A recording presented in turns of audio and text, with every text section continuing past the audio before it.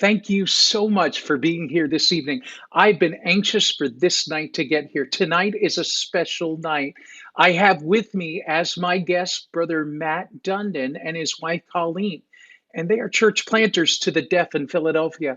You cannot miss a moment of their presentation tonight.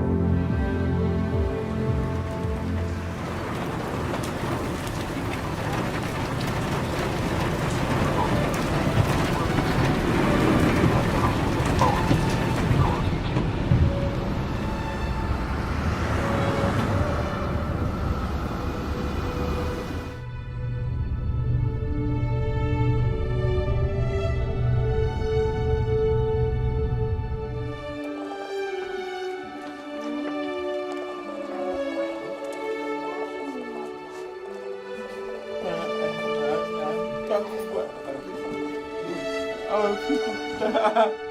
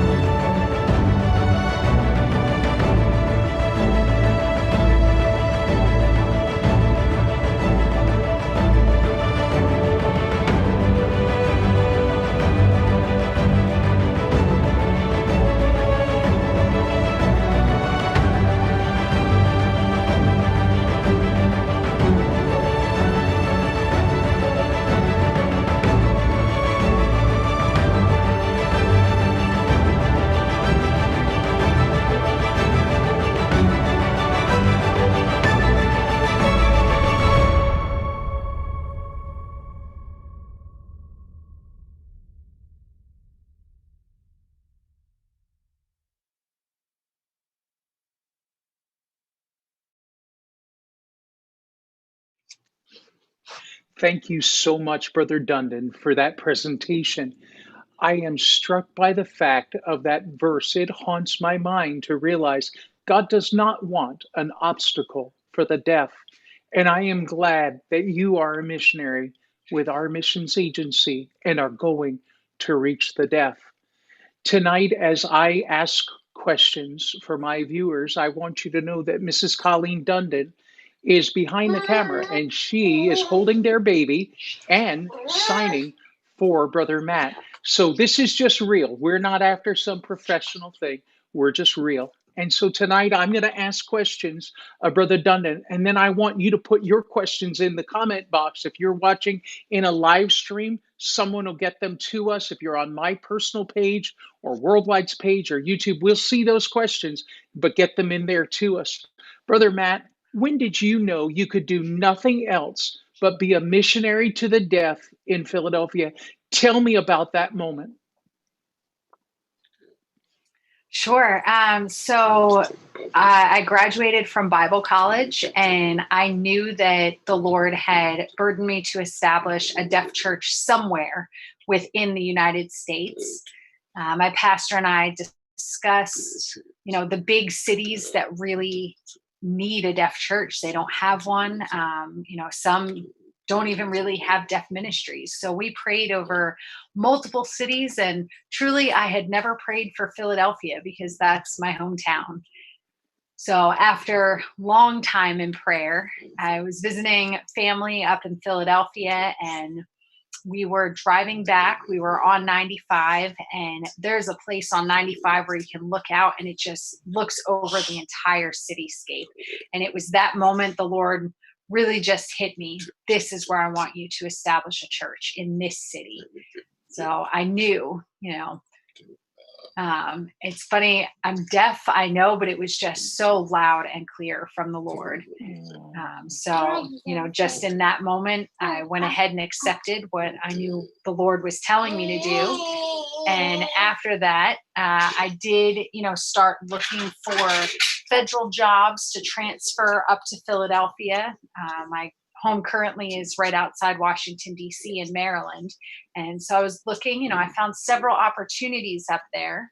But after I spoke with some pastors from the Philadelphia area, they said, I told them, these are my plans, what to do. And they said, well, when you're ready to come up, let us know and we'll support you. And so from there, just started reconsidering the way that God wanted us to get up there. So I went ahead and left my full-time job. Our goal now is just to focus fully on ministry. We've got Peace from the Lord as full-time missionaries, church planters to Philadelphia. And from there, I started looking for a mission board and found Worldwide. And we are glad you did. Thank you so much. I wonder if you could describe to me in simple terms, what is it like to have a burden from God for the deaf in Philadelphia? What is that like?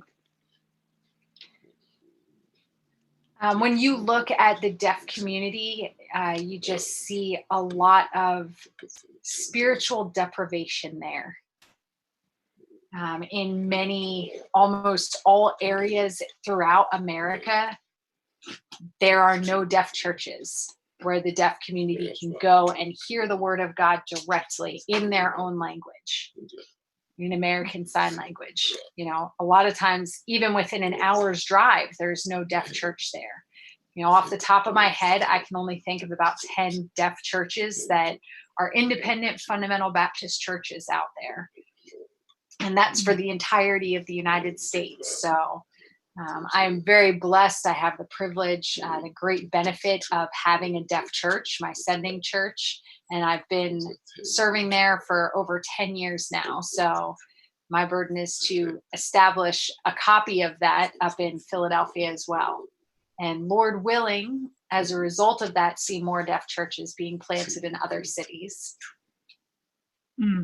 What a wonderful thing. And what tragic omission we've made in missions to have a significant section of our population unreached without a church.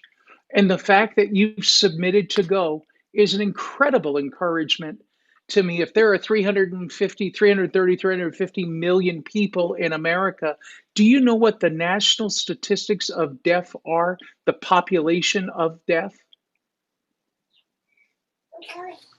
So, just to let you know, there is no statistic because there is no census question that says, "Are you deaf?" So, the best estimate that we've come up with, just as a conservative estimate, is you take the general population and then multiply it by 0.1%.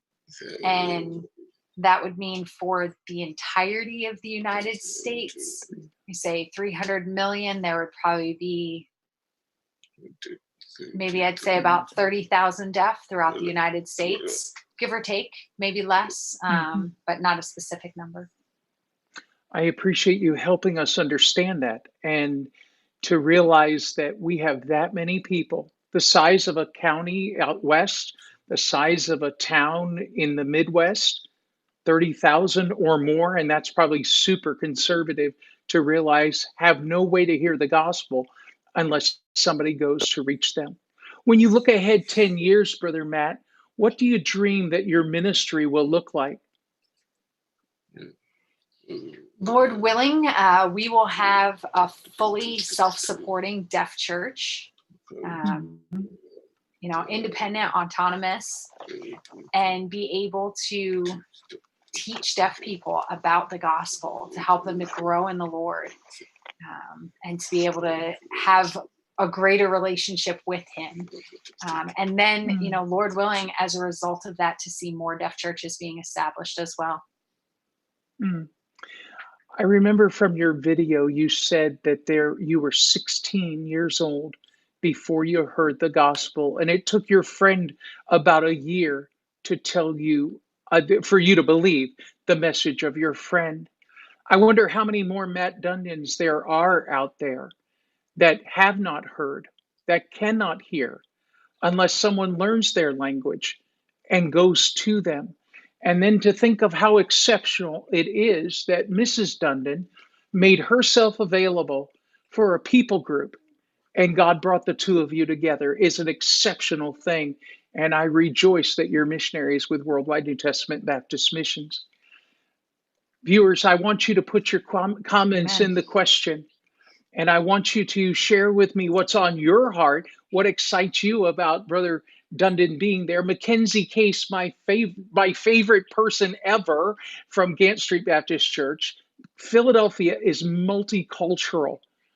Would you need to know sign language for other languages such as Spanish or even regional?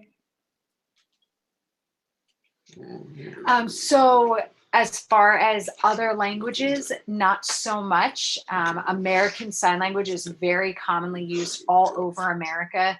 Even when other deaf immigrants move here, they tend to learn American Sign Language pretty quickly. Sometimes they'll Mhm, bring some of their own signs, but in general, it's American Sign Language. mhm. Brother Les Kelly is asking, will you be very specific in your just your outreach to deaf people, or are you going to reach out to the hearing if a door is open? So if the opportunity presents itself, of course we will take it. But my primary focus is to the deaf people, to be seeking them out. And also, of course, if they have children, my son is hearing, so we already have to minister to hearing relatives as well. So we'll be ministering to them too. Wonderful. Michelle Tao out in Vancouver or in British Columbia asks, how can we reach the deaf in our communities? The best way is to learn American sign or to learn sign language. Hmm. So Canada, I believe, uses pretty similar to American Sign Language. Um, Even though they speak French in some areas, a lot of times it's very similar to American Sign Language, being that close together. But learn that their language, and then you'll be able to reach them. You know, language is the key for every single people group there is. Learn their language and it's a door opener to their culture. And then at that point, you've lowered the threshold. Michelle, I'm so proud of you for asking that question, because it's one thing to watch the presentation and say, wow, there's a lot of needs there. It takes great character to be able to say, "Oh, what do I do next?" And I appreciate so much, Michelle, you asking that question.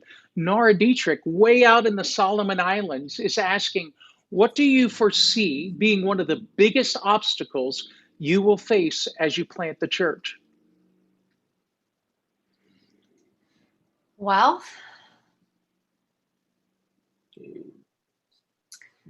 I would say some of the opportunities in the deaf communities also have obstacles. So, obviously, the deaf community is very small. So, news travels really fast. So, that's a good thing. That can also be a bad thing.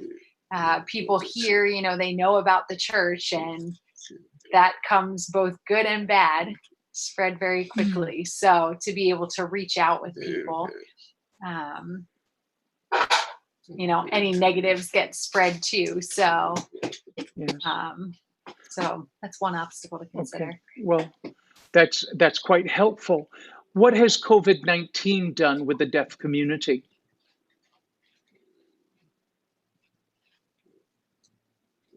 Well, on the positive side, for the first time in history, all 50 states have interpreters with their Mm, press conferences.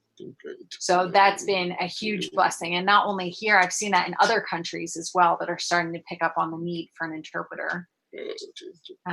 There are some unique challenges as well. I have seen on Facebook some of my deaf friends that are complaining as they're trying to communicate with other hearing, when they go out to the store, when they meet with them, the different workers that they may come across. And there's social distancing, and then there's masks mhm. on, and both of those make it pretty hard to read facial expressions and to Yeah, lip read if you sure. can. So that's a little bit frustrating. And a few, I think at least one or two, I've heard about deaf people who have passed away from coronavirus. So our community has been Mm, impacted in that regard as well. Just a mm, challenging thing if they're at the hospital, because with all of the restrictions, people can't go in to visit. Sometimes it's hard to get interpreters as well. Um, so, yeah. mm. Well, thank you for those answers. Dina Fitzpatrick says, Matthew, Colleen, and Aiden are our babies. Is there a sign language that a one handed person can learn? Noting her question, she's one handed. Is there a sign language that she can learn? Can she do it in one hand? Yes, you can, Miss Dina. We know one person who is an amputee, and he signs with just one arm. He is clear and able to be understood. So you can too. Wow, that's wonderful. Melody Lee is asking, will you partner first with a hearing church first, or just start the deaf church right away? We are planning to just establish a deaf church, but in Philadelphia, we have 3 different hearing churches that have offered us the opportunity to use their space at the beginning. Oh, wow. So just praying how the Lord would lead as far as what options He places before us. Rent our own place, use one of their places. We're still just in prayer for that as we get closer to being on the field. Well, sure. And Rebecca Shope is asking, and this is going to be a question that I want to quantify first. When a missionary goes on deputation, generally speaking, the husband calls churches and asks to speak to the pastor or at least the church secretary, and they say, I have a ministry, can I present my need? But Rebecca Shope is thinking through this. She's saying, how does it work with you guys? How does the deputation process work for Matt and Colleen? So, yes, that was definitely a challenge. I call less than I would say the average missionary does. But Mhm. God is still filling our schedule. So I start out with texting pastors who I knew, Hmm. and just go that way and go to conferences and try to meet with pastors in person so they're familiar with me. And then when I do that, I tend to type everything up in my phone, or I have my wife next to me and we meet with a pastor. I'll just show them what I have in my phone. Hello, my name is Matt Dundon. I'm a missionary, etc., and introduce myself and I give him my prayer card and ask if he's interested with scheduling a visit with the church. So most of the time, pastors have received me very well. We exchange contact information, and then it's a lot easier to get in touch. Or sometimes they schedule on the spot. But when I do call, I open with just to let you know I'm a missionary, speaking through an interpreter, and this is not my voice. And then we go ahead and have a conversation. So try to keep it short. But Thank you, Matt. I appreciate it. And Rebecca, thank you so much for that question as well. It helps people think of the peculiar aspect of things, of how to make it work. But what's so precious is to realize that so many people are receptive to you and that you're able to communicate and get the job done and raise your support. I praise the Lord for that. Another question from the Solomon Islands. What is a way we can pray for your family right now?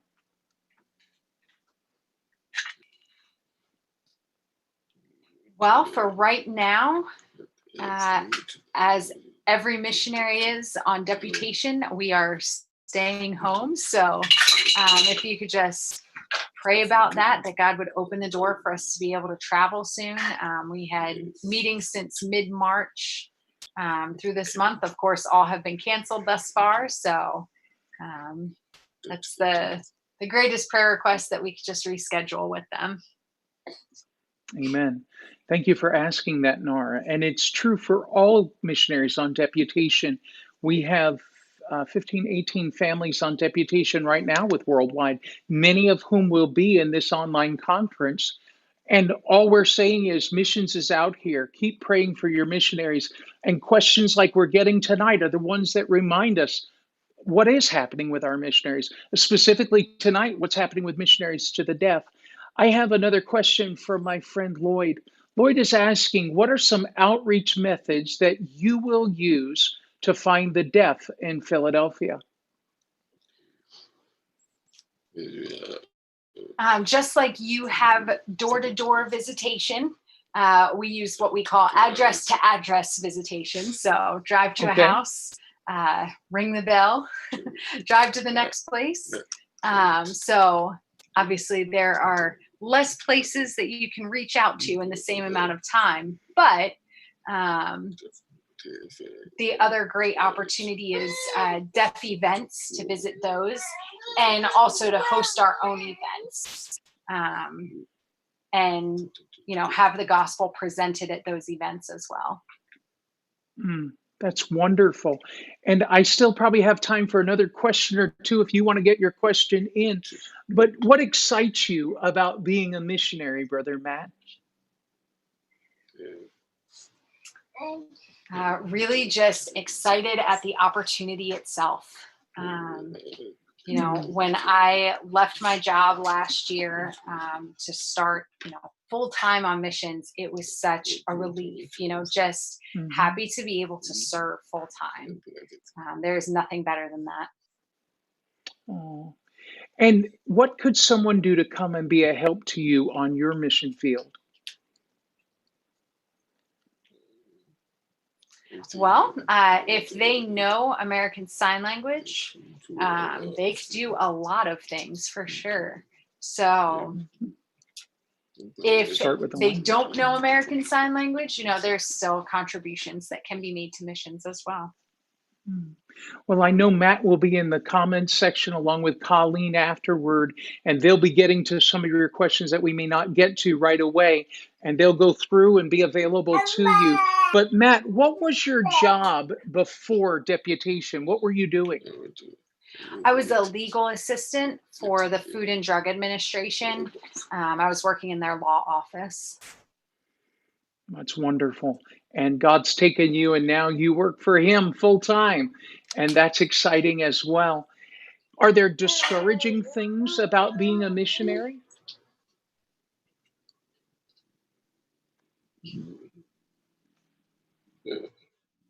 Well, I would say so far it's been such a big blessing to me. Mm, Um, Sometimes the burden itself is discouraging. I really want to be there. So I'm looking forward to that time, and yes. I've heard so far of two deaf people who have passed away in Philadelphia since we started full-time deputation. Mm, So, mm. May that stay on our minds for a long time. Matt, thank you so much for teaching us about your faith and your walk with God and this place that He's called you. And thank you for being with me tonight. Now, friends, it's Friday night. That means we won't meet again until Monday at 7 o'clock. And I want you to be here. We'll show you a presentation. We'll take your questions. And then we will also answer your questions in the comments afterward as well. And I want you to join us the next time so we can show you what God is doing around the world. So, from Kings Mountain, North Carolina, tonight, I say to you, thank you for being here and good night.